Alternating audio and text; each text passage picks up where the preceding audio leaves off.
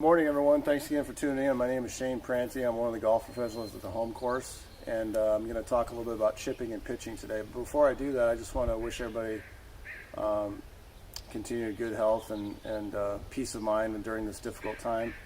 It is now 2021, so we've been out here for a while now. I'm just kidding.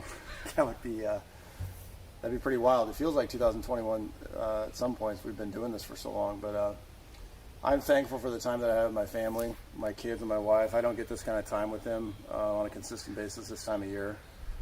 So it's been a huge blessing for us, really. We've been able to do a lot of stuff, get a lot of stuff done, and just establish some new habits and new ways of doing things. And I hope that you guys have been able to do that in some way, shape, or form as well, because this will pass at some point, and hopefully we can take the lessons we've learned and apply it to the life as it gets back to more of a normal look. So I hope that's been the case for you guys. So today we're going to talk a little about pitch shots, chipping. So that 10, 15 yard shot to that 30 yard shot. I see a lot of amateurs and pro-ams, and just in my instruction, that there's a couple things they really do inconsistently and pretty poorly, to be honest with you, that really negatively affect how they're able to consistently chip. The first thing I notice is club selection, also reading their lies. So they grab the wrong club based on the lie. Understanding how the ball is sitting really dictates what club you can hit. I don't care how good of a player you are. If you got a ball that's half buried, it's going to be kind of hard to hit certain shots based on that. You're kind of getting limited on what you're able to do. If you got a perfect lie, you've got all shots available: bump and runs, high shots, spin shots, whatever you want to do, really. So understanding how the ball is sitting is really important, because that dictates what club you can hit, and then what club you hit tells you what kind of a shot you're going to hit. If you're hitting a 9-iron, you're not going to hit a big high flop shot, right? So if you're hitting a 9-iron or a pitching wedge, then you're going to hit that ball lower, and it's going to run farther, which tells you need to land the ball shorter and let it run out like a putt versus flying it farther. If you hit a great 9-iron shot, but I fly it 10 feet, 15 feet too far, it's just going to go blowing by the pin and off it goes. So you can't see it on this shot here, but this is an 18-yard pitch shot out there about 11 yards, 10 yards or so. I forget what it was, something like that.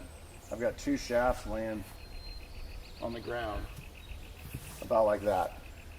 And what that represents where I want to land the ball.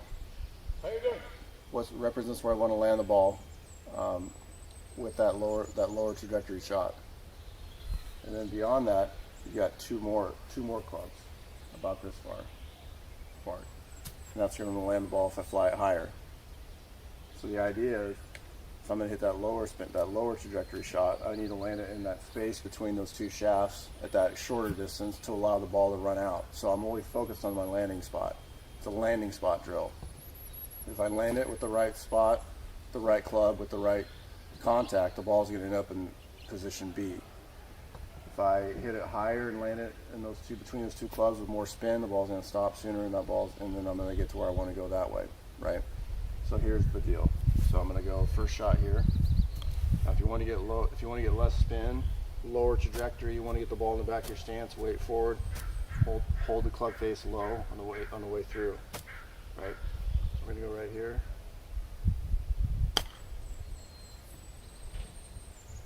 Land that ball just a little bit past it, or a little bit in the clubs there, and then the ball rolls past onto the green. Okay. I'm gonna go a little higher this time.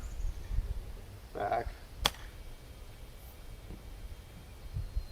Through. That landed just about even with the grip, so I almost flew it too far there, but it was still in that range where I got about 4 feet of my chip shot there.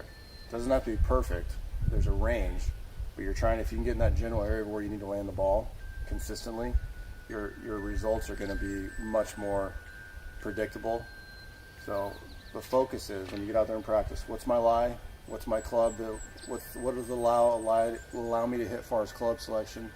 Club selection determines trajectory. Trajectory determines landing spot. So all I care about, this is how I play when I get out in tournaments and practice. What's my lie? Where do I need to land the ball? And what club do I hit? And if you start focusing on that instead of just ball to pin, you're going to start hitting it a lot more consistently in the right area to land the ball. Now, contact, you're still going to miss hit shots. You're still going to hit it fluffy now and then, or you hit it too far. That's okay. The idea is to get your mind on where the ball needs to land in order for the ball to release or spin quicker to end up where you want it to end. And I know for me, as I grew up, I started making that my focus on my short game. Is a huge difference. So be specific on your lie, your club, trajectory, tells you where to land it, and then the ball will run out to where you need it to. I hope this helps you. We look forward to seeing you next time. Stay safe.